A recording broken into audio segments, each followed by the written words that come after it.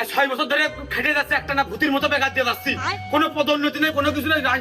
Bicycle গুলো pedal মারতে মারতে মারতে মারতে আমার সেই গা হাত পা হলুদ হয়ে যাচ্ছে। তারপরে সে কোনো 6 বছর ধরে পদি নেই, সেই একই পদে আমার খালি পেডাল মেরা কাজ, শুধু ওই খাতা শেষ করে সই করা আর শুধু ওই মাঝাজিকের কাছে কিস্তি তুলে বেড়ানো। কেন আমার একটু উন্নতি পদে দিতে কি হচ্ছে আপনার?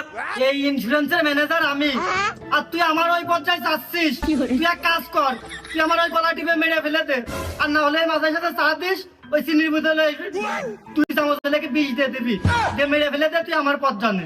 হ্যাঁ, আমি আপনার মেরে ফেলতে পদ দিতে যাবা না, জেল জরিমানা খাটে আমার লাস্টে।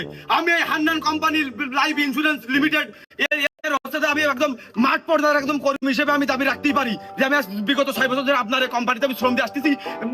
বেতনটা 1 টাকা বাড়িয়ে নিবো, আরো কমতেছে, আর আমারটা মনে হয় আপনি মেরে ধরেও খাচ্ছেন। আমার পদোন্নতি দরকার আসলে। তোমার প্রমোশন করতে হলে এখন অন্য ব্রাঞ্চে ট্রান্সফার করতে হবে, আচ্ছা। তুমি হনেও যাবা না।